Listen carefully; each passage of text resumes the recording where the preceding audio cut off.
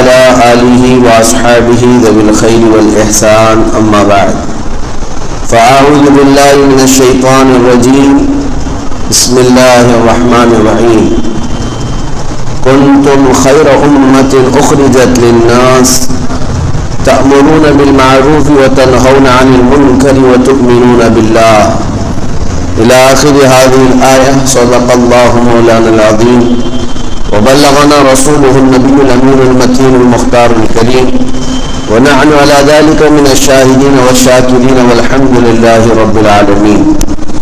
بارگاہ رسالت محب صلی اللہ تعالی علیہ وسلم میں درود پاک کا ہدیہ پیش کریں. اللهم صل على سيدنا ومولانا محمد معدن الجود والكرم وآله وأصحابه الكرام وابنه الكريم وبارك وسلم صلاة دائمة سرمدا أبدا. رب ذوالجلال قرآن عظیم میں ارشاد فرماتا ہے تم سب سے بہترین امت ہو انسانوں میں. یہ میرے مصطفیٰ کریم صلی اللہ تعالی علیہ وسلم کی امت کے لیے خطاب آیا. تم سب سے بہترین امت ہو انسانوں میں. کس وجہ سے بہترین ہو؟ اس کی وجہ بھی یہ بیان فرمائی کہ تم لوگوں کو اچھائی کا حکم دیتے ہو اور برائیوں سے روکتے ہو اور اللہ پر بغیر دیکھے ایمان لاتے ہو. یہ امت کی خصوصیات ہیں. خیر امت ہم اور آپ کو اللہ تعالیٰ نے فرمایا.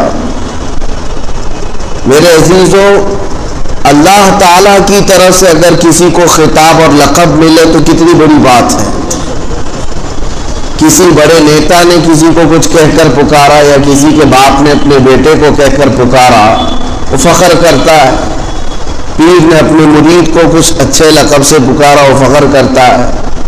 لیکن بندے کو اللہ خود اتنے بڑے لقب سے پکارے کہ تم سب سے بہترین امت ہو، تو اللہ تبارک و تعالیٰ نے یہ خطاب میں اگر کسی کو بیان کیا ہے تو صرف امت مصطفیٰ کو عطا کیا.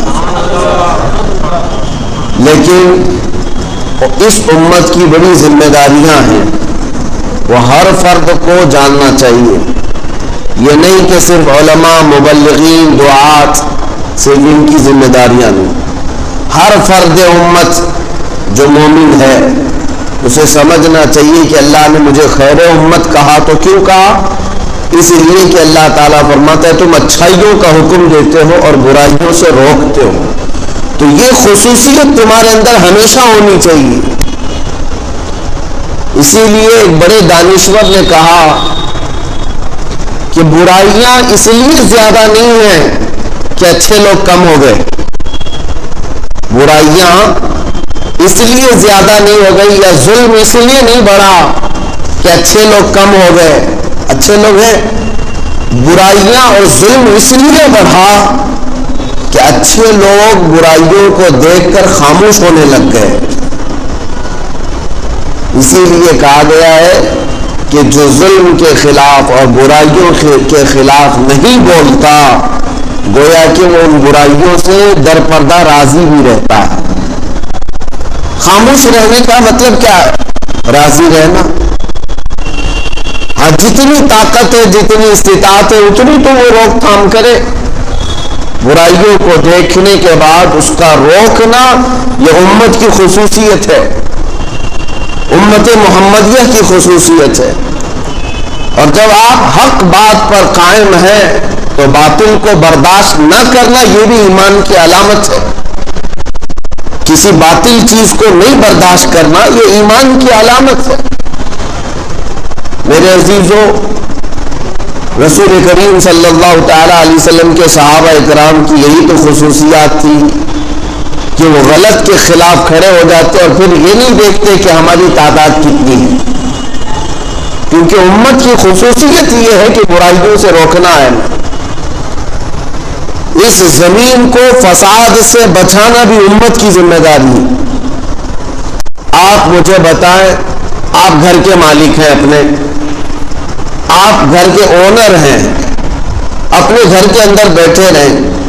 چند اوباش لوگ، بدماش لوگ آپ کے گھر کے دروازے پر آ کر کوڑا کرکٹ ڈالتے ہیں، کچرا ڈالتے ہیں، غلاظت ڈالتے ہیں، آپ کے لکڑی کے دروازے کے باہر کچھ لوگ آ کر کے آگ جلاتے ہیں اور آپ گھر کے اندر کھڑکی سے دیکھ رہے ہوتے ہیں، مجھے بتاؤ کیا اس بندے کو عقل مند کہا جائے گا؟ بلکہ ہوتا تو ایسا نہیں ہے، فوراً آپ دروازہ کھولیں گے، انہیں بھگائیں گے، میرے گھر کے دروازے کے باہر یہ غلاظت کیوں ڈال رہا ہے؟ جھگڑے بھی ہو جاتے ہیں، جھگڑے بھی ہوتے ہیں۔ اور اگر آگ جلا رہا ہے، کوئی ہزار وجہ بیان کرے، نہیں میاں میں تو ٹھنڈی دور کرنے کے لیے، گرمی پیدا کرنے کے لیے آگ جلائے ہوں، لیکن آپ یہ کہیں گے میرے گھر کے دروازے کے پاس کیوں آگ جلا رہا ہے؟ کہیں یہ آگ لگ گئی میرے گھر پر تو کیا ہوگا؟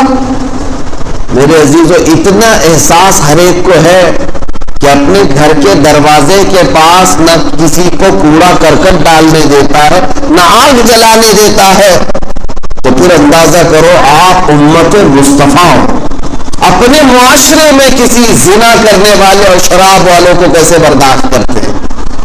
کیوں؟ آپ کو پتا ہے کہ بولوں گا تو پتہ نہیں کیا برا سمجھ لے۔ نہیں میرے عزیزوں، وہ بھی امت کے لیے، جماعت کے لیے، معاشرے کے لیے ناسور بن جائے گا۔ آپ اگر برائیوں کو روکنے کی عادت ختم کر دیں گے تو پھر گھر تو جلنا ہے، وہ گھر کو آگ لگے گی۔ آج آپ سوچ رہے ہیں ان لوگوں کے بچے بیکار ہوئے ہیں نا، پڑوسیوں کے بچے آوارہ ہو گئے، بدماش تھے تو برائیوں میں نہیں جاتے۔ ایسا نہیں ہو سکتا۔ یہ ہوا جب چلتی ہے تو پھر تمہارے گھر کے بچوں کو بھی وہ آگ میں ملوث کر دیتی ہے۔ گندگیاں جب باہر سے آتی ہیں تو آپ کے گھر کو بھی تباہ و برباد کرتی ہیں۔ اسی لیے مومنین کی یہ ذمہ داری ہے کہ اپنے معاشرے میں، اپنی کمیونٹی میں برائیوں کو برداشت نہ کریں، جتنی ممکن ہو، جتنی طاقت ہو اس کا سد باب کریں، اس کو روکیں۔ اس کے روکنے کے بہت سارے طریقے ہیں، میں عرض کروں گا برائیوں سے کیسے اپنی قوم کو بچایا جائے، اس کے طریقے ہمارے بزرگوں نے ہمیں دیے ہیں۔ میں وہ طریقے اور علاج آپ کے سامنے رکھوں گا، لیکن پہلی بات اپنی ذمہ داری سمجھیں۔ حضور اکرم صلی اللہ تعالی علیہ وسلم کی حدیث پاک سے یہ بات معلوم ہوتی ہے، قیامت کے قریب جو مومنین کی جماعت ہے وہ کیسے ختم ہوتی چلی جائے گی۔ فرمایا گیا پہلے اچھائیوں کا حکم دینے والے ختم ہو جائیں گے، جو پازیٹو حکم دیتے تھے، میاں تم یہ کرو، تم یہ کرو، بھلائی کی طرف بلاتے تھے، یہ کم ہو جائیں گے، اور برائیوں کی طرف بلانے والے لوگ آ جائیں گے، ان کی کثرت ہو جائے گی۔ پھر چند دنوں کے بعد امت میں وہ جماعت آئے گی جو برائیوں سے روکتی تھی، وہ بھی ختم ہونے لگ جائیں گے۔ پہلے اچھائیوں کا حکم دینے والے چلے جائیں گے، وہ میں سمجھتا ہوں آلریڈی اب چلے گئے، چند لوگ بچے ہوں گے جو اچھائیوں کی طرف بلا رہے ہیں، دعوت دے رہے ہیں، ورنہ اکثر لوگوں کی عادت تو یہی ہے ہمارے نوجوانوں کی کہ برائیوں کی دعوت عام کی گئی ہے۔ اب روکنے والے ابھی بھی موجود ہیں، لیکن حضور کی حدیث کا مفہوم ہے کہ ایک زمانہ آئے گا کہ برائیوں سے روکنے والے بھی ختم ہوتے چلے جائیں گے، بلکہ برائیوں کو کرنے والوں کو کرنے دیا جائے گا، اجازت عام کر دی جائے گی، اجازت عام کر دی جائے گی، برائیوں سے روکنے والا دور ختم ہوتا چلا جائے گا۔ میرے عزیزوں، اس کے بعد آخری زمانہ میرے آقا صلی اللہ تعالی علیہ وسلم ارشاد فرماتے ہیں وہ دور بھی آئے گا جب لوگ برائیوں کو نیکی سمجھنے لگ جائیں گے، گناہوں کو نیکی سمجھ کر کے کرنے لگ جائیں گے۔ مجھے آج بڑی شدت سے اس بات کا احساس ہو رہا ہے، سچ فرمایا مخبر صادق صلی اللہ تعالی۔ ایک وقت تھا کہ حجاز، نجد، عرب شریف، جس کو آج سعودی عرب کہا جاتا ہے، نام انہوں نے اپنا رکھا سعودی، ورنہ وہ عرب شریف ہے، میرے مصطفیٰ کریم صلی اللہ تعالی علیہ وسلم کا مسکن ہے، مولد ہے، حضور اکرم صلی اللہ تعالی علیہ وسلم کا مقام پاک ہے۔ عربوں میں پہلے سے یہ رواج رہا کہ وہ برائیوں کو برداشت نہیں کرتے تھے، اچھائیوں کا حکم دیتے تھے۔ آپ کو پتہ ہے عرب میں چاہے وہ اب کی حکومت ہی کیوں نہ ہو، نجدی حکومت کے آنے کے بعد بھی وہاں ایک شعبہ، ایک ڈپارٹمنٹ قائم کیا گیا تھا، الامر بالمعروف والنہی عن المنکر نام سے، جس کا مطلب یہ ہوتا ہے کہ اچھائیوں کا حکم دینا اور برائیوں سے روکنا۔ قرآن پاک میں یہ لفظ آیا ہے۔ اس نام سے پورا ایک ڈپارٹمنٹ تھا، پولیس ڈپارٹمنٹ، اور ان کو فلی اتھارٹی تھی کہ نمازوں کی طرف لوگوں کو بلانا ان کا کام تھا۔ الامر بالمعروف اور نہی عن المنکر والے ڈپارٹمنٹ، ان کی حیثیت اور ان کی ویلیو پولیس سے کم نہیں تھی، وہ کسی کو گرفتار کر کے جیل میں بھی ڈال سکتے تھے۔ ایک پورا ڈپارٹمنٹ تھا۔ شاید ہو سکتا ہے آپ لوگوں نے کوئی سعودی وغیرہ کے وزٹ کیے ہوں، پہلے تو جانتے ہوں گے نماز کے اوقات میں یہ اپنی کار لے کر کے گھومتے تھے، ساری دکانیں بند کروا دیتے تھے کہ نماز کے وقت تجارت نہیں، صرف عبادت ہوگی۔ عام گھومنے والوں کو پکڑ کر کے لے جاتے تھے کہ نہیں، اس طرح نماز کا وقت چل رہا ہے، باہر نظر نہیں آؤ گے۔ حتیٰ کہ غیر مسلم بھی جو وہاں کام کرتے تھے، ان نمازوں کے اوقات میں وہ تھوڑی دیر کے لیے اندر ہو جاتے تھے، شٹر بند کرتے تھے۔ یہ حالات تھے، ایسا نہیں کہ یہ انہی کے ہیں، بلکہ عرب میں پہلے سے یہ رواج رہا ہے نمازوں کا اہتمام کرنا اور دعوت دینا۔ یہ انہی کا ایجاد کیا ہوا نہیں تھا۔ امت مصطفیٰ صلی اللہ تعالی علیہ وسلم نے برسوں سے وہاں پر خیر کی دعوت دینے کا نظام تھا، اور برائیوں سے روکنے کا بھی معاملہ اتنا سخت تھا کہ چاہے وہ ترکی حکومت کیوں نہ رہی ہو، خلافت عثمانیہ کا دور ہو یا ان سے پہلے خلافت بنو عباس، خلافت امویہ یا خلافت راشدہ، ان سب زمانوں میں عرب میں حالات ایسے تھے کہ برائیاں کرنے والے کو اتنی سخت سزائیں تھیں کہ شراب پیتے ہوئے پکڑے جانے والے پر کوڑے لگائے جاتے، زنا میں اگر رنگے ہاتھوں پکڑا جائے تو اسے سنسار یا قتل کر دیا جاتا۔ بڑی سخت سزائیں تھیں، جو ڈر تھا قوم کے اندر کہ برائیاں نہیں ہونی چاہیے، زمین کے اوپر فساد نہ ہو، امر بالمعروف نہی عن المنکر پورا وہاں پر موجود تھا۔ حالات نے ایسے کروٹ لیا، یہ ہماری آنکھوں دیکھا حال اب کسی سے ڈھکی چھپی بات نہیں ہے۔ مشکل سے 5-6 سال کا عرصہ گزرا ہوگا، سعودی کو انہوں نے پورا یہودی بنانے میں کوئی کسر نہیں چھوڑی، پوری طور پر اس کو پلٹ دیا۔ اب امر بالمعروف نہی عن المنکر یہ سب ختم، کچھ نہیں، نہ امام خطبے میں کسی برائی سے روک سکتا ہے، اگر کوئی منبر پر روک بھی دیا تو اسے گرفتار کر کے اندر ڈال دیا جائے گا۔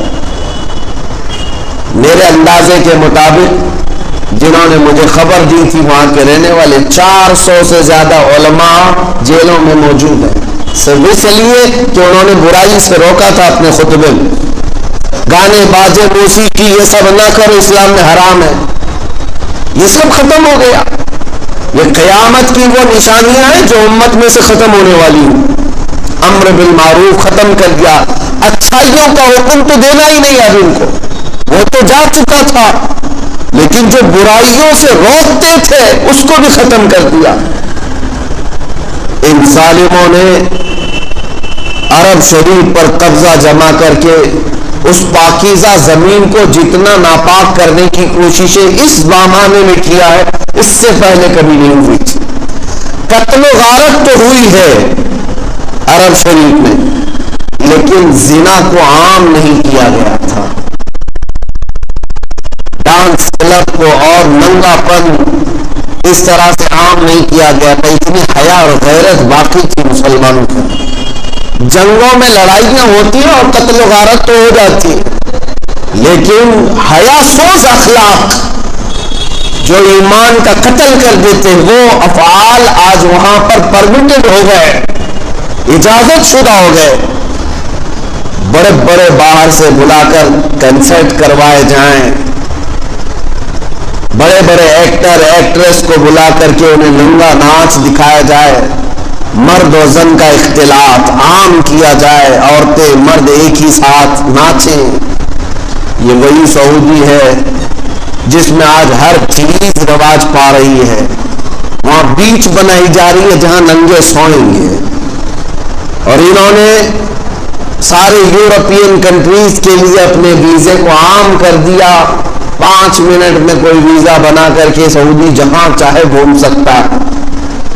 اس خطے کو جو میرے آقا صلی اللہ تعالی علیہ وسلم نے حرم قرار دیا اور فرمایا تھا کہ یہاں غیر مسلمین کا داخلہ ممنوع ہے، آج تک لکھا ہوا تھا، اب یہ اس کو بھی ختم کرنے جا رہے ہیں۔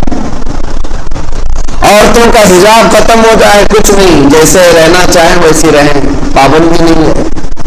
نماز کے اوقات میں جو پابندی تھی اس کو بھی ہٹا دیا گیا کہ نہیں، آپ نماز کے وقت میں اپنی دکان جاری رکھ سکتے ہیں، بازار کریں، جو کچھ کرنا ہے کریں۔ اسلامی ملک تھا، میرے مصطفیٰ کریم صلی اللہ تعالیٰ علیہ وسلم کا بسایا ہوا معاشرہ تھا۔ دنیا میں خرابیاں پھیل رہی، لیکن درد وہاں سے ہوتا ہے کہ جس پاکیزہ زمین پر میرے آقا آرام فرما، اس زمین کو ان ظالموں نے اپنے پنجوں سے برباد کر رکھا۔ اتنا ہی نہیں میرے عزیزوں، انہوں نے اذانوں کی آواز کو کم کروا دیا۔ کون غیر مسلم سننے والا تھا؟ 100% مسلمان تھے، لیکن حکومت کی طرف سے یہ پابندی آئی کہ اذانوں کی آواز کو کم کر دیا جائے، غیر ضروری ہے۔ جس کو اوقات معلوم ہے وہ خود نماز کے لیے چلا جائے گا وقت پر، تیز آواز سے اذان دینے کی ضرورت نہیں ہے۔ کن کن چیزوں کو یہ روکتے چلے گئے؟ یہ وہی زمانہ ہے جس کو میں کہہ رہا ہوں کہ برائیوں سے روکنا تو ختم، انہوں نے برائیوں کو نیکیاں سمجھنا شروع کر دیا۔ آج آپ کو پتا ہے پہلی مرتبہ تاریخ میں ان کی کرسمس ڈے پوری سعودی عرب میں دھوم دھام سے منائی گئی، دھوم دھام سے منایا گیا۔ اس میں باہر سے ایکٹر اور ایکٹریس اور گلوکار بلائے گئے۔ ابھی ہیپی نیو ایئر منانے کی تیاریاں ہیں۔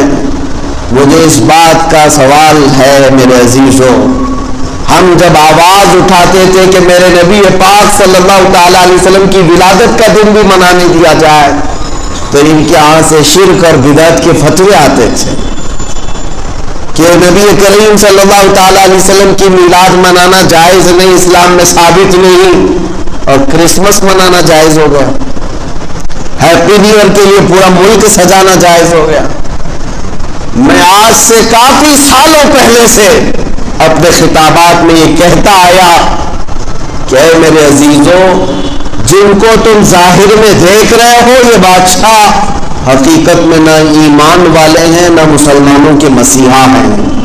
ان سبوں کی لنک اسرائیل اور یہودیت سے جڑی ہوئی ہے، اس لیے کہ انہوں نے چن چن کر کے میرے آقا صلی اللہ علیہ وسلم کے تبرکات کو تو ختم کر دیا، لیکن یہودیوں سے ریلیٹڈ جو چیزیں ہیں سعودی میں اس کو آج بھی باقی رکھا گیا ہے۔ اس کو ہولی پلیسز کہہ کر کے یا محکمہ آثار قدیمہ کا حصہ سمجھ کر کے اس کو ریزرو کر دیا گیا۔ یہ حالات جو تیزی سے تبدیل ہو رہے ہیں، مجھے عرض یہ کرنا ہے کہ قیامت قریب آ چکی، اور اگر آپ بھی اپنے درمیان یہ دو عادتیں چھوڑ دو گے تو تباہی کے دہانے پر جاؤ۔ ان کو مت دیکھنا کہ وہ پورے سعودی کو بدل کر کے بھی آج کامیاب کچھ نہیں، وہ جہنم میں جانے کا راستہ بنا رہے ہیں۔ اللہ رب العزت جسے چاہے ہدایت دے، جسے چاہے گمراہ کرے، کسی پاکیزہ مقام میں رہنے کی وجہ سے نہیں۔ اگر مدینہ طیبہ اور مکہ مکرمہ میں رہ کر کے بے ایمان ہو گیا دوزخ میں جائے گا، وہ جہنم میں جائے گا اگر بے ایمان ہو گیا۔ لیکن آپ اس کو آئیڈیل اور ماڈل نہ سمجھیں کہ سب کچھ تو وہاں ہو رہا ہے، اب یہاں پر بھی کر لیں گے، ان پر عذاب آنے والا ہے۔ میں حدیث پاک سناتا ہوں آپ کو، اگر ایسا لگتا ہے کہ یہ الفاظ ہیں، صرف جملے نہیں میرے عزیزوں، میرے آقا صلی اللہ تعالیٰ علیہ وسلم کی حدیث ہے، وَيْلٌ لِّلْعَرَبِ مِنْ شَرٍّ قَدِ اقْتَرَبَ، حضور نے فرمایا تباہی ہو عربوں کے لیے. حضور فرماتے تباہی ہے عربوں کے لیے، ایک بہت بڑی برائی ہے جس سے وہ بہت قریب ہو رہے ہیں، بہت قریب ہو رہے ہیں. نبی پاک صلی اللہ تعالی علیہ وسلم نے یہ بھی ارشاد فرمایا قیامت اس وقت تک نہیں آئے گی جب تک عرب کے کچھ قبیلے بت پرستی اور شرک میں مبتلا نہ ہو جائیں. کچھ قبیلے ایسے ہوں گے جو بت پرستی کریں گے اور شرک میں مبتلا ہو جائیں. وہ بھی دیکھا ہم نے، انہوں نے تو مندروں کی وہاں پر اوپننگ شروع کر رکھی ہے. کون کرے گا اس میں پوجا پاٹ؟ کون کرے گا؟ جب آپ پورے کے پورے مسلمان کنٹری کے ہو تو پھر یہ عبادتیں کون کرے گا؟ ظاہر سی بات ہے کہ ان کے اندر شرک اور کفر آ چکا ہے. اور میرے آقا صلی اللہ تعالی علیہ وسلم کی وہ حدیث بھی صادقہ ہے. حضور اکرم صلی اللہ تعالی علیہ وسلم نے فرمایا ویل للعرب، عربوں کے لیے عنقریب تباہی ہے من شر قد اقترب، ایک ایسی برائی سے جس سے وہ بہت قریب ہو رہے ہیں، بہت قریب ہو رہے ہیں. عزیزان گرامی، یہ مت سمجھنا کہ وہ پیسوں کی ریل پیل میں آج سب سے بڑے مالدار سمجھے جاتے، امیر سمجھے جاتے.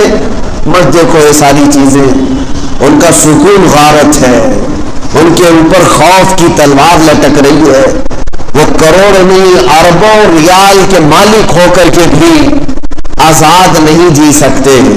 لیکن آپ خیر منائیں اور آپ فخر کریں کہ کچھ نہ ہو کر کے بھی سینہ تان کر زمین پر چل سکتے ہیں، اس لیے کہ اللہ نے آپ کو ایمان کی دولت عطا کی. ایمان کی دولت ہے جو تمہیں سکون سے سونے بھی دیتی ہے، تم اپنے بستروں پر آرام کرتے ہو، اس لیے کہ ایمان ہے قلبوں میں. اور رسول پاک صلی اللہ تعالی علیہ وسلم سے محبت ہے، وفاداری ہے. ہم غداری نہیں کرتے حضور اکرم صلی اللہ علیہ وسلم سے. یہ اس بات کا اتنا احساس بھی تمہارے اندر جو یہ سب سے بڑی دولت ہے، سب سے بڑی دولت. ان ظالموں نے امر بالمعروف نہی عن المنکر کو پورے طور پر ختم کر دیا. اور اگر آپ بھی یہ دو چیزیں اپنے قوم سے نکال دیں گے تو اسی تباہی کی طرف آپ بھی جائیں گے، اس بربادی کی طرف آپ جائیں گے. میں آپ کو بتاؤں، آج آپ اتنا ہی دیکھ رہے ہیں نا کہ پیٹرول ہے ان کے پاس، ڈیزل ہے ان کے پاس، سب کچھ ہے اور پیسہ ہی پیسہ ہے، پیسہ ہی پیسہ ہے. سارے لوگ یہ سمجھ رہے ہیں عرب میں جانا چاہیے، انہی کے پاس تو سب پیسہ ہے، ان کو ساتھ زمین پھاڑ کر کے دیا جا رہا ہے. اتنا ہی نہیں، اور بھی میرے آقا نے فرمایا ہے، اتنا ہی نہیں، صرف پیٹرول ڈیزل ہی نہیں ملا ان کو، گیس. اللہ کے حبیب صلی اللہ علیہ وسلم نے یہ بھی فرمایا قیامت کے قریب دریائے فرات میں سونے کا پہاڑ نکلے گا. دریائے فرات یہ عراق میں موجود ہے. آج جہاں قتل و غارت ہے، نہتے لوگ ہیں، غریب ہیں، ان کے پاس بھی پیٹرول کی بہت بڑی قیمت موجود ہے، لیکن سب امریکہ چوس رہا ہے، کھا رہا ہے. ان کو اور بھی دیا جائے گا، اور بھی دیا جائے گا. حدیث پاک میں کہ دریائے فرات سے سونے کا پہاڑ ظاہر ہوگا، لیکن ساتھ میں میرے آقا نے فرمایا، حضور صلی اللہ علیہ وسلم فرماتے اگر تم میں سے کوئی زندہ رہے اس وقت تک تو خبردار اس سے ایک ذرہ بھی نہ لینا، اس سے ایک ذرہ بھی نہ لینا. جو لینے جائے گا وہ تباہ و برباد ہو جائے گا. جو بھی وہاں پر لالچ نہ رہے، پہاڑ ہے تو ہم بھی تھوڑا کچھ خرچ کر کے لے کے آ جائیں، ایمان بھی جا سکتا ہے اور تم تباہ و برباد بھی ہو سکتے ہو اور اللہ کے عذاب میں گرفتار بھی ہو سکتے ہو. جب نبی پاک صلی اللہ تعالی علیہ وسلم نے یہ بشارتیں دی ہیں، اس سے بھی بڑے پیسے ان کے پاس آئیں گے، اس سے بھی بڑا مال آئے گا. لیکن آئیڈیل تمہارے لیے یہ لوگ نہیں ہیں، تمہارے لیے آئیڈیل رسول اللہ کی ذات اور ان کے فرزان صحابہ کی ذات ہے. انہیں دیکھے ہم اپنی زندگی گزارے ہیں. آج یہ دو چیزوں کی طرف میں تنبیہ کرنا چاہتا ہوں کہ اچھائیوں کا حکم دینا شروع کریں اور برائیوں سے روکیں جتنا ہو سکے. قیامت کے دن ایک بندہ جو تمہارا پڑوسی ہوگا وہ آئے گا اللہ کی بارگاہ میں مقدمہ کرے. آج تک نماز کے لیے آئے نا, ایک شخص مقدمہ کرے, وہ بے نمازی تھا, اسے پکڑا جائے گا اور اسے دوزخ کی طرف فرشتے کھینچ رہے ہوں گے. وہ کہے گا رب ذوالجلال, میرا پڑوسی تو آج جنت میں جا رہا ہے. کہا وہ نمازیں اس کی تھی, پوری نماز پڑھتا تھا. وہ کہے گا اے رب ذوالجلال, وہ نماز تو پڑھتا تھا لیکن زندگی پر کبھی مجھے ایک بار بھی نماز کے لیے بلایا نہیں تھا. تو اسے بھی روک لیا جائے گا, اسے بھی روک لیا جائے گا. کیا تیرا حق نہیں تھا کہ تو اپنے پڑوسی کو اچھائی کی دعوت دے, اس لیے کہ تو خیر امت میں سے تھا. تأمرون بالمعروف, تم اچھائیوں کا حکم دینے والے لوگ, تم دیکھ کر کے بھی خاموش کیسے رہ سکتے ہو؟ کسی کو دیکھو تو اسے نماز کی دعوت دینا یہ اچھائیوں کا حکم ہے. اخلاق خیر, اچھے اخلاق کی طرف دعوت دینا یہ تمہاری خصوصیت ہے. ہم ہوتا یہی تھا بچپن میں اپنے بچوں کو ماں باپ سکھاتے تھے تمیز اخلاق کیا ہے, یہ اچھائیوں کی دعوت تھی. یہ بھی ختم کر دیا آج معاشرے سے. آج آپ اپنے بچوں کو بٹھاؤ اور انہیں یہ درس دو کہ بیٹا بڑوں سے بات کرنا ہے تو سلیقہ کیا ہونا چاہیے, مصافحہ کرو تو کس طرح کرو. ابھی تو یہاں پر سکھاتے ہینڈ شیک کرو بیٹا, کس کے طریقے تم ڈال رہے ہو اس کے اندر. ہاں اس کو تھینک یو بولو بیٹا. سب چیزیں تم نے انگریزوں کی اور یہودی اور عیسائیوں کی ڈال دی. خاص طور پر میرے مصطفیٰ کریم صلی اللہ علیہ وسلم کی امت میں ہیں آپ. اس بچے کو بچپن سے ہی یہ تربیت, یہ اخلاق خیر کی دعوت دینی چاہیے. لقمان حکیم جن کا ذکر قرآن پاک میں آیا ہے, وہ نبی نہیں تھے لیکن ان کے نام سے پوری سورہ آئی ہے 21ویں پارے میں. کس وجہ سے جانتے ہیں؟ لقمان حکیم نے اپنے بیٹے کو جو نصیحتیں کی ہیں, اپنے بیٹے کو, وہ نصیحتیں تو اللہ نے قرآن میں بیان کر دیا. وَإِذْ قَالَ لُقْمَانُ لِابْنِهِ وَهُوَ يَعِظُهُ يَا بُنَيَّ لَا تُشْرِكْ بِاللَّهِ. یاد کرو جب لقمان نے اپنے بیٹے سے کہا نصیحت کرتے ہوئے, اے بیٹے اللہ کے ساتھ کسی کو شریک نہیں ٹھہرانا. یہ نصیحتیں ہیں جو باپ بیٹے کو کرنا چاہیے. یا بنی اقیم الصلاۃ, اے بیٹے نماز ہمیشہ پڑھنا. لقمان حکیم نے اپنے بیٹے کو نصیحت کی تھی. وَأْمُرْ بِالْمَعْرُوفِ وَانْهَ عَنِ الْمُنْكَرِ وَاصْبِرْ عَلَى مَا أَصَابَكَ. اچھائی کی بات کرنا, برائیوں سے روکنا, اور جو مصیبت آئے اس پر صبر کرنا. لقمان حکیم اپنے بیٹے کو کہا یا بنی انها ان تک مثقال حبۃ خردل, کہتے ہیں بیٹے اگر برائی تو رائی کے دانے کے برابر بھی کرے, چاہے وہ آسمانوں میں جا کر کرے گا یا زمین کے اندر جا کر کے کرے گا, یأتی بہ اللہ, اللہ وہ تجھے سامنے لا کر دکھائے گا. یہ بیٹے کو نصیحت ہے کس کی؟ باپ کی. یہ اچھائیوں کا حکم تھا, یہ امر بالمعروف. اتنا ہی نہیں, اور آگے آیتیں اگر میں پڑھوں, چھوٹی بھی باتوں کا ذکر ہے. وَلَا تُصَعِّرْ خَدَّكَ لِلنَّاسِ. باپ کہہ رہا ہے بیٹے کو, بیٹا جب بات کرنا نا لوگوں سے تو منہ موڑ کر کے بات نہیں کرنا. ہاں کچھ لوگوں کی عادت ہے, ادھر ہے یوں منہ کر کے بات کر رہا ہے پیچھے. یہ غرور و تکبر کی علامت ہے, گھمنڈ کی علامت ہے. بات کرے تو عاجزی ان کے ساری کے ساتھ آمنے سامنے بات کرے. یہ قرآن کا حکم ہے. وَلَا تَمْشِ فِي الْأَرْضِ مَرْحًا, اور زمین پر اکڑ کر کبھی مت چلنا. باپ اپنے بیٹے کو نصیحت کر رہا ہے. وَاقْصِدْ فِي مَشْيِكَ وَاغْضُضْ مِنْ صَوْتِكَ. جب چلنا تو دھیمے انداز میں چلو, زور زور پیر پٹک کر کے نہ چلنا. کیا ہم نے بھی اپنے بچوں کو یہ تربیتیں دی ہیں؟ کیا ہم اپنے بیٹوں کو یہ خیر کی دعوت دیتے ہیں؟ وہ قرآن کے احکام ہے. یہ وَاغْضُضْ مِنْ صَوْتِكَ إِنَّ أَنكَرَ الْأَصْوَاتِ لَصَوْتُ الْحَمِيرِ.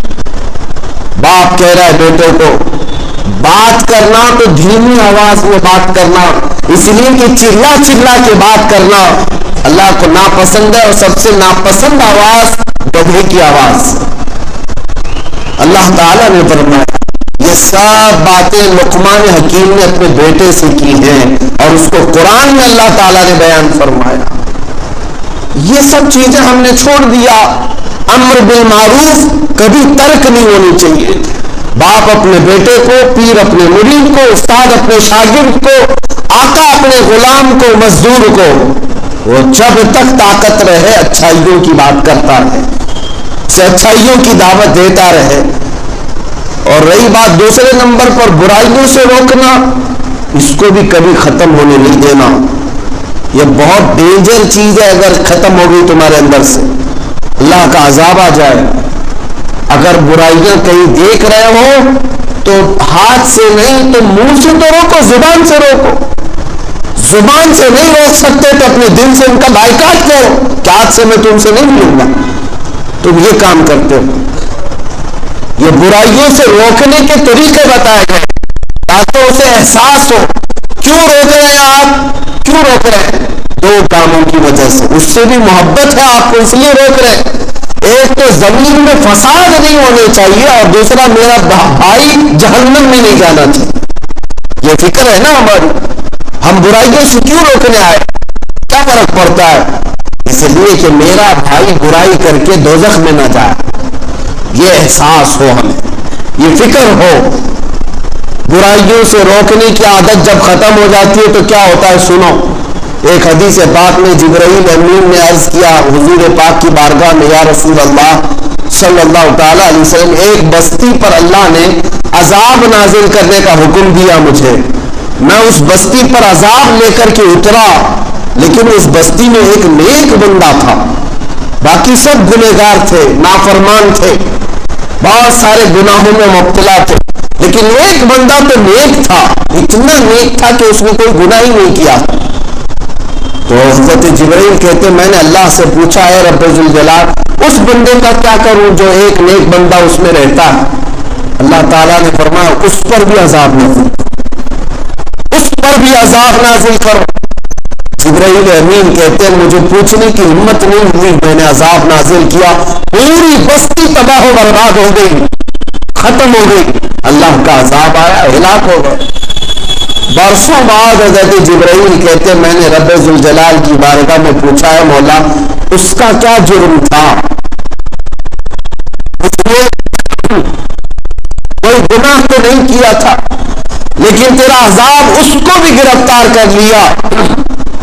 ایسا کیوں؟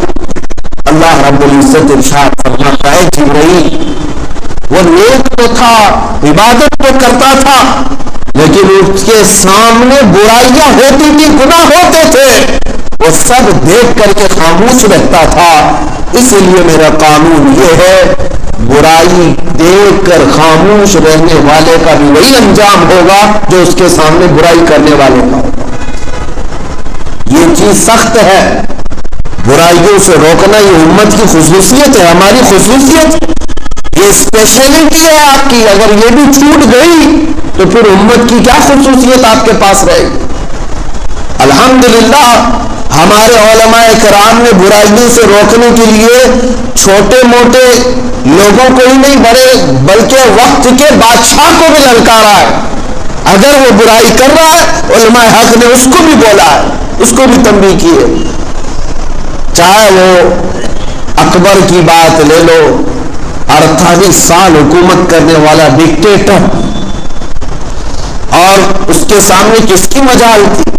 لیکن جب وہ ایک خرابی کی طرف جا رہا تھا، ایک عالم ربانی مجدد الفسانی کھڑے ہوئے اور اسے للکارا اور اس سے کہا کہ تو گمراہ ہو گیا ہے، تو مرتد ہو گیا ہے، ایک نیا دین لا رہا ہے میرے مصطفیٰ کے دین کو چھوڑ کر.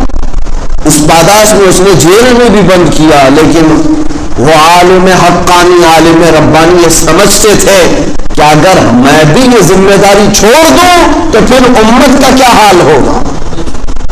اس لیے میرے عزیزوں برائیوں سے روکنا یہ اس امت کی خصوصیت ہے. چاہے وہ کسی کے بھی اندر آئے برائیوں سے روکو، چاہے وہ کفار و مشرکین میں آئے. ظلم کے خلاف آواز اٹھانا یہ حسینی کردار ہے. حضرت امام حسین کے چند بچے تھے، گھر پہ لے کر بیٹھے. ایک یزیدی تو تھا کیوں باہر آئے؟ اس لیے کہ آپ نے دیکھا کہ یہ خرابیاں آ جائیں گی امت میں. ایک عیاش طبیعت کا شخص جو فاسق و فاجر شراب نوشی کرتا ہے، وہ اگر آ رہا ہے امت مصطفیٰ کی حکمرانی کے لیے تو آگے بڑے نقصانات ہو سکتے ہیں. آپ آئے باہر، اس پاداش میں آپ کو، اس کی وجہ سے آپ کو کیا کیا نقصانات اٹھانے پڑے. بچے، اپنی عورتیں اور گھر بار، خود اپنی جان سب چلی گئی. لیکن امت کی جو خصوصیت تھی برائیوں سے روکنے کی، اس سے امام حسین نے کبھی سمجھوتا نہیں کیا، کبھی سمجھوتا نہیں کیا. اے امت کے نوجوانوں، آپ کے لیے بھی یہ درس ہے کہ آپ میں سے جس کو اللہ نے طاقت دی ہے، وہ چھوٹی برائیاں ہوں بڑی برائیاں ہوں، روکنے کی کوشش کرو، روکو اسے. راستہ چلتے ہوئے اسی لیے آپ نے کسی کو زنا کرتے ہوئے دیکھا اور خاموشی سے ہنستے ہوئے چلے گئے. آپ کیا سمجھ رہے ہیں کہ وہ کسی اور کی لائف ہے، میں کچھ نہیں کر سکتا؟ نہیں، قیامت کے دن تمہاری آنکھوں سے بھی سوال ہوگا. تم دیکھ رہے تھے ایک شخص جہنم میں جا رہا تھا، کیا تم نے اسے روکنے کی کوشش کی ہے؟ الحمدللہ ہمارے یہاں پہلے ہمارے محلوں میں یہ عام رواج تھا، بڑے لوگ جو ہوتے تھے وہ بچوں کو ڈانٹتے بھی تھے، بلکہ کسی کا بھی بچہ غلطی کر رہا ہوتا تو مارتے بھی تھے. مسجدوں میں بھی ہوتا، لیکن اب وہ رواج ہی ختم ہو گیا. ہاں، اب کسی کے بچے کو چھو لو پورا گھر آ جائے گا لڑائی کے لیے. ارے میرا بچہ کیا کیا تھا آپ نے، کیسے اس کو پکڑ لیا، کیسے اس کو مارا؟ یہ ساری چیزیں کیوں ختم ہوئی ہیں؟ آپ یہ بڑھاوا دے رہے ہیں اپنے بچے کو شرارت کرنے کا اور برائیاں کرنے کا. بلکہ اگر کسی نے آپ کے بچے کو برائی پر ٹوکا تھا یا مارا تھا، بچہ روتے ہوئے آ کر شکایت کیا، تحقیق کرو کہ وجہ کیا تھی. یہ نہیں کہ غصے میں دشمنی نکالنے کے لیے اس کے پاس جائیں. تحقیق کرو کیا بچے نے حقیقت میں غلطی کی تھی، تو پھر جا کر کے جس نے روکا تھا اس کا شکر ادا کرو اور اپنے بچے کو اور تنبیہ کرو. پھر دیکھنا اگلی بار اس بچے کی ہمت نہیں ہوگی. اس بار ہوتا کیا ہے، لڑائی کر لیا تو بچہ شیر ہو گیا، اب کچھ بھی کر سکتا ہوں، باپ تو آئیں گے نا لڑنے کے لیے، میں کسی کے ساتھ کچھ بھی کر لوں گا. اگر کوئی مجھے پکڑنے آئے گا تو باپ کو لے آ جاؤں گا، میرا باپ تو ہے ہی، سنبھالے گا. یہ بچوں کو برائیوں کی طرف بڑھانا اور انہیں حوصلہ دینا اور انہیں گمراہ کرنے کا سارا ذمہ انہی لوگوں کے سر پر آئے گا جو ماں باپ ہیں. ان برائیوں سے روکنے کے لیے بھی اپنے گھروں میں طریقے بنائیں.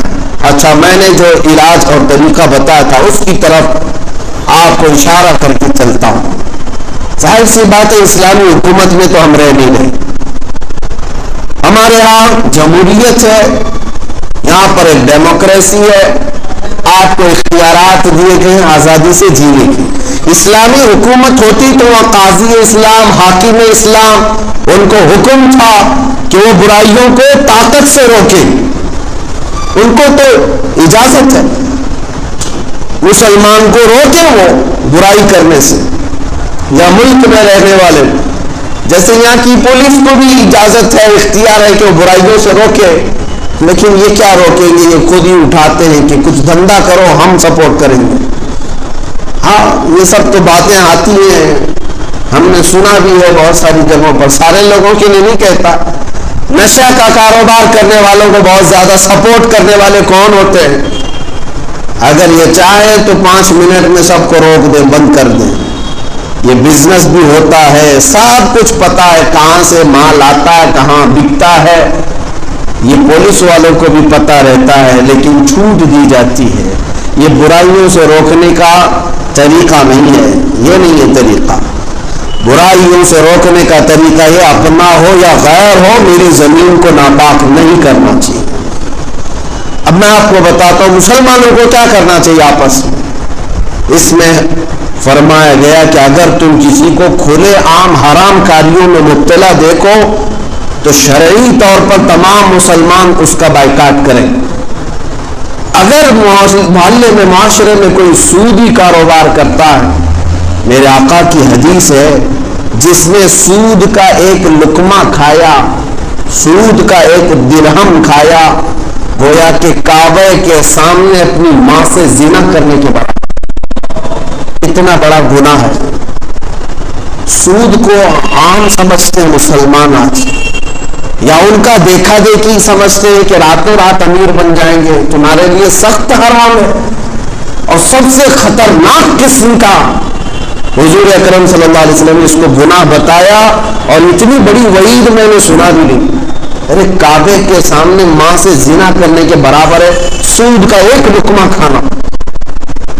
اور جب اتنا بڑا گناہ اپنے معاشرے میں دیکھ رہے ہیں تو آپ کیا کرتے ہیں اس کے ساتھ؟ روکنے کی کوشش کرنی چاہیے، نہیں رکتا۔ وہ کیوں نہیں رک رہا ہے وہ بھی میں آپ کو بتاؤں۔ سود کے پیسے جمع کرتا ہے، سال میں ایک مرتبہ بڑی دعوت کرتا ہے، آپ کو بھی بلایا ان کو بھی بلایا، اور ساتھ سینہ چوڑا کر کے اس کے گھر پر چلے گئے، ہاں حاجی صاحب، اور گل پوشی بھی کیا اور چلے آئے۔ اس سے کیا ہو گیا؟ اسے کبھی احساس نہیں ہوگا کہ وہ گناہ کر رہا تھا۔ سب کا جو سپورٹ حاصل ہے نا، سب کی جو مدد حاصل ہے، اسے احساس ہی نہیں ہوگا کہ وہ کچھ گناہ کر رہا ہے۔ وہ سمجھے گا میں تو اچھا ہی کر رہا ہوں، دیکھو میرے ساتھ سب اچھے اچھے لوگ بھی آتے ہیں، نیک لوگ بھی آتے ہیں، حاجی صاحب بھی آتے ہیں، مولانا لوگ بھی آتے ہیں۔ پیسوں کے بل بوتے اگر کوئی گناہوں پر اسی طرح اڑا رہا تو اس کے ذمہ دار وہ لوگ بھی ہیں جو اس کا سپورٹ کرتے ہیں۔ ہونا کیا چاہیے؟ تمام مسلمان اتحاد اور اتفاق کے ساتھ ایسے گناہوں کو روکنے کے لیے اس کا بائیکاٹ کریں۔ چند ہی دنوں میں عقل ٹھکانے پر آئے۔ اگر گھر کے کوئی معاملات ہوں، کوئی ایک بندہ تو کھڑے ہو کر کے کہہ دے آپ کے گھر پر کھانا حلال نہیں ہے، سود کا کاروبار چھوڑ دو، انشاءاللہ ہم آپ کے ساتھ حاضر ہوں، آپ کے ساتھ آئیں گے۔ احساس تو پیدا ہونے دو، ہم احساس بھی نہیں کرنے دیتے۔ یہ صرف سود کی ایک مثال میں نے بتایا۔ ہر گناہ پر جو چوری کرتا ہو، شراب نوشی کرتا ہو، یا جوا کھیلتا ہو، یا نشہ بیچتا ہو کرتا ہو، ان سب کے ساتھ میں دیگر سارے مومنین کے لیے ضروری ہے کہ ان کی اصلاح کے لیے، یہ نہیں کہ ان کو نکال کر پھینکنے کے لیے، ان کی اصلاح کے لیے کوئی طریقہ اپناؤ تاکہ وہ بھی صحیح ہو جائے اور تمہارے شانہ بشانہ جنت میں جا رہے ہیں، گناہ کر کے وہ دوزخ میں نہ جائیں۔ مجھے کتنی بہترین بات یاد آتی ہے، حجت الاسلام علامہ حامد رضا خان رحمۃ اللہ علیہ، اعلیٰ حضرت کے بڑے شہزادے، اعلیٰ حضرت امام احمد رضا فاضل بریلوی رضی اللہ تعالیٰ عنہ نے فرنگی محل کے، فرنگی محل لکھنؤ میں، بڑے علماء وہاں پر بھی رہے، ایک مرکز رہا ہے پہلے علماء کا۔ ایک بڑے مولانا تھے، ان پر کسی بات پر اعلیٰ حضرت نے فتویٰ دیا تھا کہ یہ گمراہی ہے، اس طرح آپ کو نہیں کہنا چاہیے، اور آپ فوراً توبہ کر لیں، اس سے باز آ جائیں۔ ان کے پاس فتویٰ پہنچا، خط پہنچا، لیکن وہ اس سے رجوع نہیں کی، فتویٰ دیکھا، رکھ دیا۔ گمراہی کی بات بہت الگ ہوتی۔ اتفاق ایسا ہوا کہ اعلیٰ حضرت کے بڑے بیٹے حجت الاسلام حامد رضا خان رحمۃ اللہ علیہ ایک کسی جلسے میں تھے، تو وہ فرنگی محل کے حضرت بھی اسی جلسے میں تھے، اسٹیج پر آئے، ان کے ہزاروں کے مریدین وہاں پر تھے، فرنگی محل والے بزرگ کے ہزاروں مریدین ہیں، اور حجت الاسلام حامد رضا خان رحمۃ اللہ علیہ اکیلے گئے۔ تو جب وہ اسٹیج پر فرنگی محل والے بزرگ ملنے کے لیے آئے، علامہ حامد رضا خان نے اپنا ہاتھ نیچے کر لیا، کھینچ لیا، اور کہا میں آپ سے مصافحہ نہیں کر سکتا، آپ سے میں مصافحہ نہیں کر سکتا، اس لیے کہ آپ نے گمراہی کا قول کیا ہے۔ جب تک آپ توبہ نہیں کریں گے، جب تک آپ باز نہیں آئیں گے، اسٹیج پر بیٹھے ہوئے ان کے ہزاروں مریدین ہیں وہاں پر، چاہتے تو حملہ کرتے، میرے پیر کی بے حرمتی کرنے والے وہ بریلی والا کون ہے؟ بے خوف ہے، کیوں؟ امت کی یہی خصوصیت ہے، امت کی خصوصیت یہ، آپ نے مصافحہ نہیں کیا، ہٹا لیا، دور ہٹ گئے۔ اور اس کے بعد وہ بھی نفس پرست نہیں تھے، فرنگی محل کے بڑے بزرگ تھے، وہ آئے، سارے لوگوں کو جمع کیا اور کہا اے لوگوں سنو، تم ذرا برابر بھی ان کے بارے میں بدگمانی نہ کرنا. انہوں نے جو حکم صادر کیا ہے وہ بالکل حق ہے. میں تم سب کو گواہ بنا کر اللہ کی بارگاہ میں توبہ کرتا ہوں، اور توبہ کا معاملہ میرا اور اللہ کا ہے. تم سارے لوگ بیچ میں یہ نہ کہنا کہ توبہ کیوں کیا. یہ میرا اور اللہ کا معاملہ ہے. میں اپنے رب کو راضی کرنے کے لیے توبہ کر رہا ہوں. توبہ کی. اور جانتے ہیں اسٹیج کی بات ہے، اس فرنگی محل کے بزرگ نے توبہ کیا، اس کے بعد پھر پلٹ کر کے آئے حجت الاسلام سے کہ آپ تو مصافحہ کر سکتے ہیں.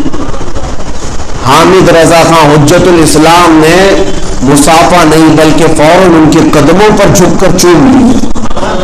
اعلیٰ حضرت کے بیٹے ہیں، وہ فرنگی محل کے بزرگ کے قدموں کے نیچے جھک کر ان کے پیروں کو چوم لی. یہ امت کی خصوصیت ہے. چاہے تو برائیوں سے روکے، اور جب کوئی توبہ کرے تو اس کو آر نہ دلائے کہ دیکھا ایسا غلط تھا میرے کہنے کی وجہ سے توبہ کیا. نہیں، ایک ہمارا بچھڑا ہوا بھائی جب واپس آ جائے یقیناً اس کا قدم ہمارے لیے چومنے کے قابل ہے. بچھڑا ہوا بھائی جب آ جائے اسے عزت و احترام کے ساتھ گلے سے لگایا جائے. اللہ تعالی ہمیں خیر کی دعوت دینے اور برائیوں سے روکنے کی توفیق عطا فرمائے. مولا تبارک و تعالیٰ نے جو ہمیں خیر امت بنایا اس کا حقیقی مصداق بننے کی توفیق عطا فرمائے. وآخر دعوانا الحمد للہ رب العالمین. السلام.